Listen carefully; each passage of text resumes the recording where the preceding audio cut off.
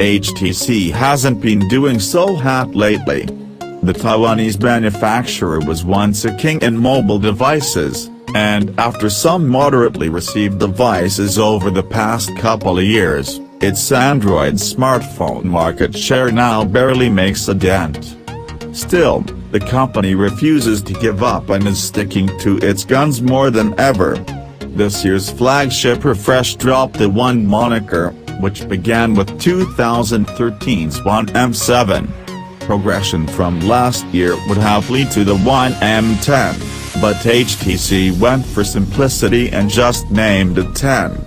That move somewhat implies a new effort, where the manufacturer goes back to its roots and superior competence in phone building. Let's check out what that looks like in our HTC 10 review and see if it can't be one of the best smartphones of 2016. Design. The HTC 10's exterior is a thing of beauty.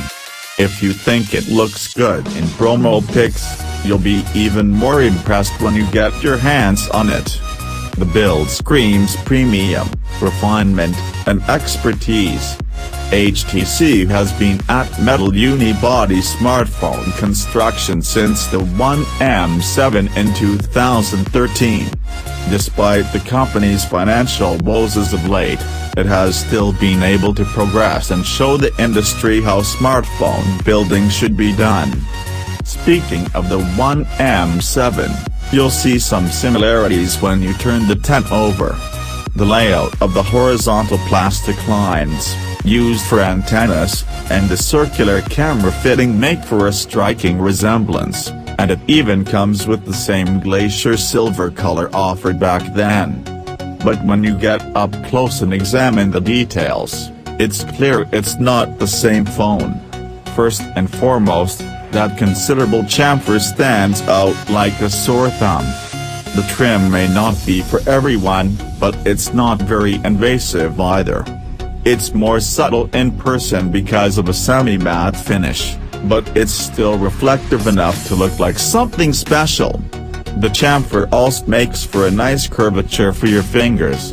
Despite the smooth metal finish, the 10 doesn't try to slip out of your hand.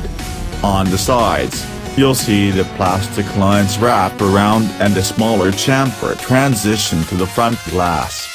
The metal edge and glass seamlessly meld together. The metal's reflection, together with the glass 2.5D curvature, amplify the eye candy as you look at the phone from different angles. Everything about the build seems satisfyingly effortless. It'll be hard to miss the fingerprint scanner towards the bottom of the front. To me, it's a disruption of the clean look, but I understand that the feature has to be on flagships in this day and age. It also doubles up as the home button. It's capacitive. And speaking of which, the on-screen buttons are now gone, as you will see capacitive back and resense buttons light up on either side of the home button. You may also have noticed that the bottom front-facing speaker is gone.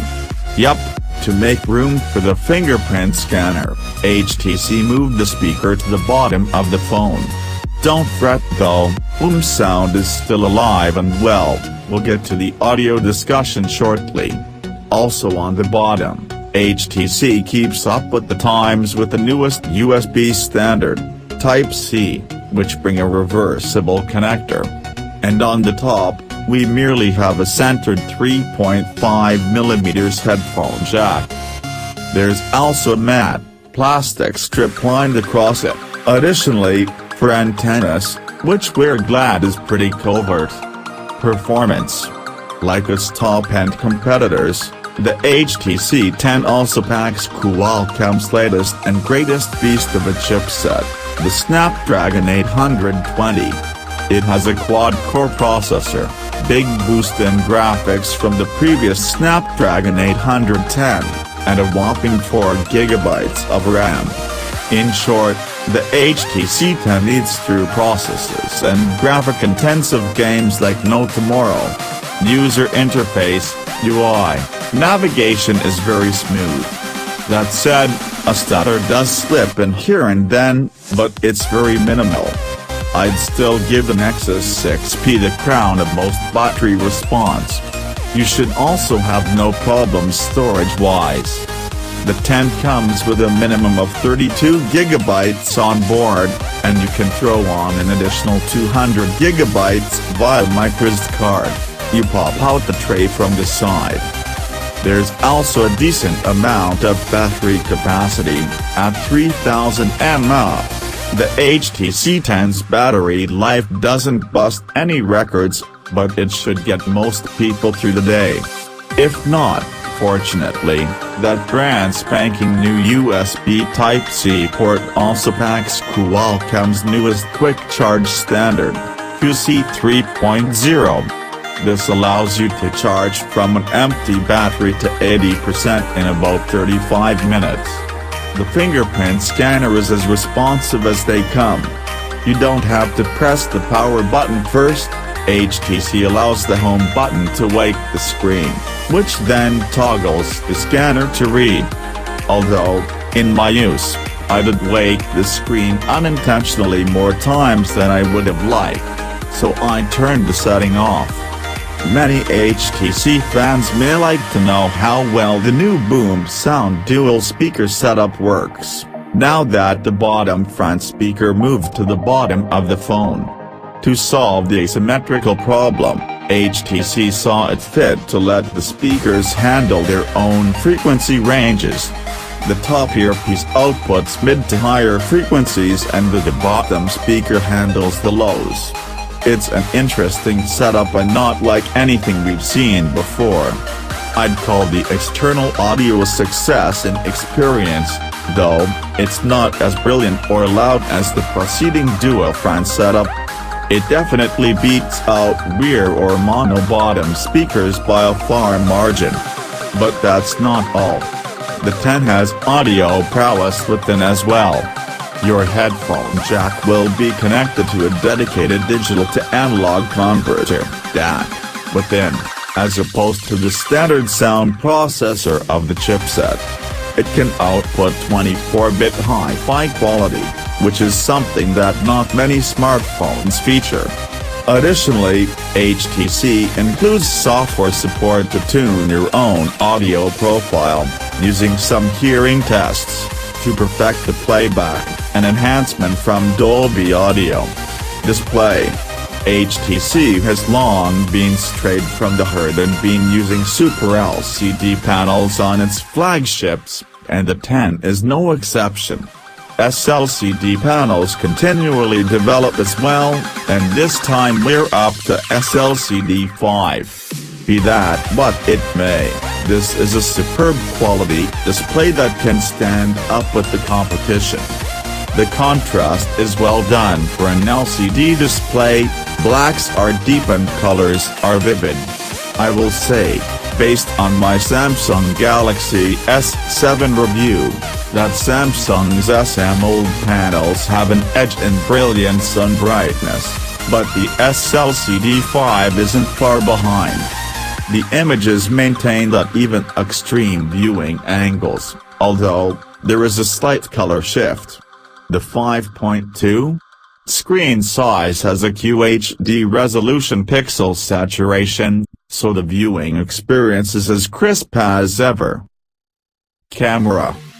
The camera on the HTC 10 happens to be another throwback to the original 1M7. Back then, we got an introduction to the ultra-pixel sensor, which was a fancy way of saying larger pixels.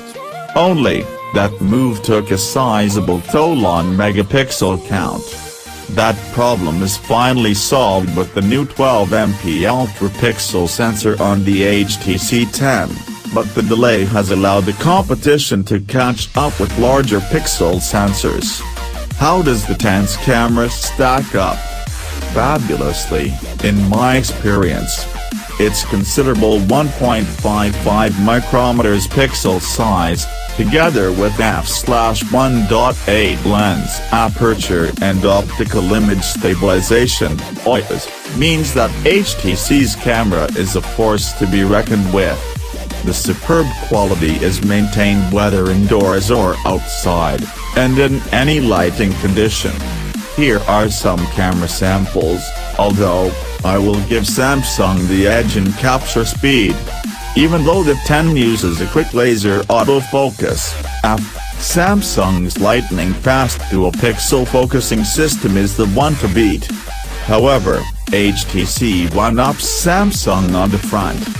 The 10's front camera has a 1.34 pixel size, f/1.8 aperture, and is also equipped with OIS, optical image stabilization.